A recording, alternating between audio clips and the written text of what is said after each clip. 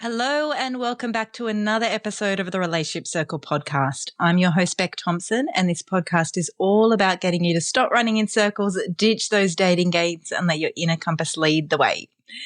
Does the idea of another date, just make you want to crawl under the doona and hide?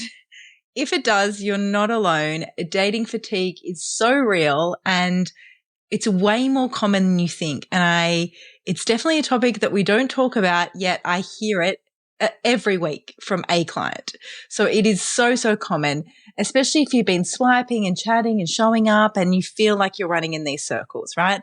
So how do you keep your heart open without burning out? That's what we're going to dive into today. So dating fatigue is like any other kind of burnout. It feels like you don't have the energy to put into it anymore. You're feeling kind of exhausted at the prospect of dating. You're feeling really helpless or hopeless, feeling like nothing's working. You're doing the same things over and over again. You just kind of feel like banging your head against a brick wall and nothing's kind of changing. So it's so common now, I think, because we're constantly on these apps. One, I think they kind of give people a dopamine hit and they're a little bit addictive. And there's this endless search for perfection going on. And so people are just on them all the time, but not always strategically. People are often on the apps just thinking that they don't really have a plan, right? Like the plan is that they want to find love or that they want to go on dates, but there's no plan beyond that. And without some sort of strategic backing behind why you're on the apps or what you're looking for, I often find that people burn out. So I had a client who was on these apps constantly before she came to me, kind of was really over them, really against apps and apps are not for everyone. I will say that. So I'm not here to push the apps. If it's not for you, it's not for you. But by the time she came to me, she was over the apps because she'd been fed experience after experience after experience that did not line up with what she wanted. However, she also was not clear on what she was looking for. So her profile didn't reflect that. The conversation she had with people didn't reflect that. And there was no kind of strategy behind the apps. So it was not a surprise that she was burnt out from them. So we said initially when she started working with me, get off them. I don't want you on them if they're no good for you. I don't want them on there if you're going to bring this energy of like, dating apps again, right? I definitely don't want you on them again and again and again to kind of reinforce those beliefs. But once we were able to work on underneath what was happening for her, she got to go back on the apps and have a different experience to what she had in the first place. So it's really important that you acknowledge when you're maybe in this dating fatigue or dating burnout and you move away from it. You don't stay stuck in it, right? Like if it's not working for you, take a break. Because the rejection, the small talk, the endless texting, the ghosting, all kind of leads up to this dating fatigue. And so if you're in the process of that right now, have a break.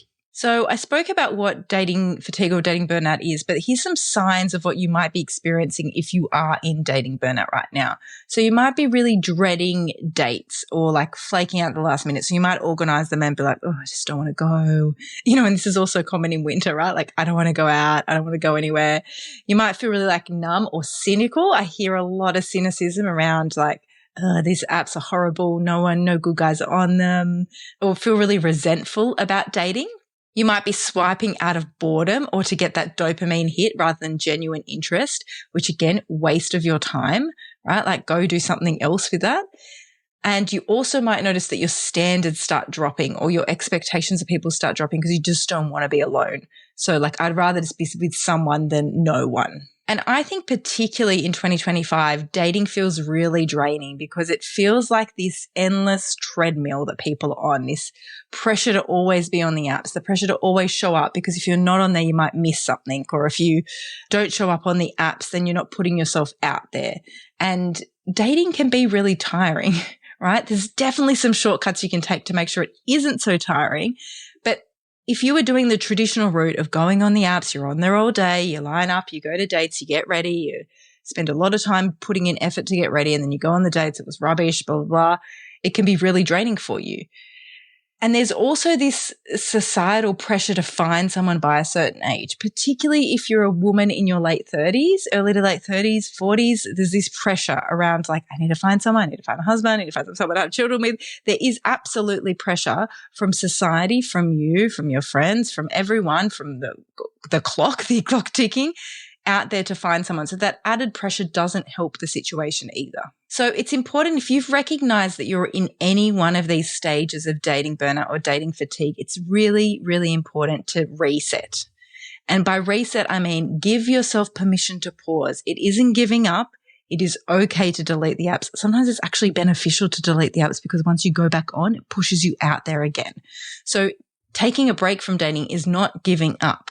Right? We all need a break from things sometimes. It's fine for you to have a break and listen. I'd rather you listen to your body and listen to your intuition around what you need right now, as opposed to just keep pushing through, because that pushing through energy is like a controlling energy. It's never going to get you anywhere. So if you do take time out of the apps, make it really mindful. Like make sure that your then Instagram feed isn't pushing you to feel guilty about what you're doing. Make sure you're following the people that are supportive of you. Make sure that you stop talking to these people that like are maybes. They fall into the maybe pile, but I'll keep them around just in case because you never know what's going to happen. And then reconnect with your why. Go back to basics. What are you looking for? What are your values? What are your goals? What is it that you are wanting out of a relationship? If you are not, I cannot be any clearer about this. If you are not clear on these things, do not go start dating because you have no direction. I say this to clients all the time, but would you go out there and you go, okay, I want a job. I'm just going to go and seek and just like start looking for all the millions of jobs out there. But I have no idea what I'm going to put in the search bar or what I'm looking for or what it is that I want out of a job. Do I want to work from home? How many hours do I want to work? What do I want to get paid? If you don't know any of that, that will make job searching very difficult, right? So don't leave yourself open like that in the dating field. Get really clear on what it is that you want and what it is important to you, particularly your values. Then I want you to re-enter dating when you're refreshed and you're ready to go again, and we can make dating fun again for you. And in the meantime, do things for yourself that you love. Date yourself. Do things that fill up your own cup. Like what makes you happy? You complete those things. Like start doing those things for yourself. Then change the way that you date. Throw things up a bit, like mix things up a bit. What did you date before that was burning? Were you constantly going on coffee dates? Were you constantly going for dinner dates? Like do something different this time. And then focus on curiosity, not the outcome. You don't need to know by the first date if you're going to marry the person. All I need you to know is, are you going to see them for a second date? Is there stuff I don't know about them that I want to know more about them for the second date? Right? That's literally all the level of information that you need to know for the second date. And then set little goals for yourself. Like I'm going to go for one date per week, or I'm going to go for one date a fortnight. I'm going to have 5 conversations, whatever the goals are. Set little goals for yourself so they're achievable. Then one of the most important things, which I know I talk about all the time, but set boundaries around dating. I don't want you getting sucked back into the endless loop of swiping on the app. So set boundaries around the amount of time you're going to spend on the app, the amount of dates that you're going to go on, who you're going to say yes and no to, and please only say yes to people that you're genuinely interested in. Don't waste your time. Don't waste their time. Honor your need for rest and your own boundaries with space around that. Like what do you need? How often do you want to be out there dating? How often do you want to be on the apps? How often do you want to go to events? Set your own boundaries around that and do not force connections. Trust your gut.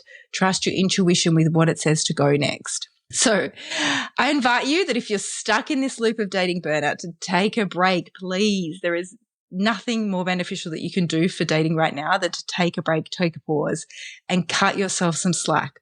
Right? This doesn't have to be this endless grind of search, and take the week off dating for now, Go plan a solo date for yourself. Go plan something nice for you. Take yourself out for dinner. Take yourself to the movies. Take yourself for a walk. Do something beautiful for yourself and focus on pouring love into yourself. Thank you so much for listening to the show. If you got value from this, please don't hesitate to share with a friend so they can get value from this too. And don't forget to hit follow so you don't miss an episode. It's also how I keep this podcast alive.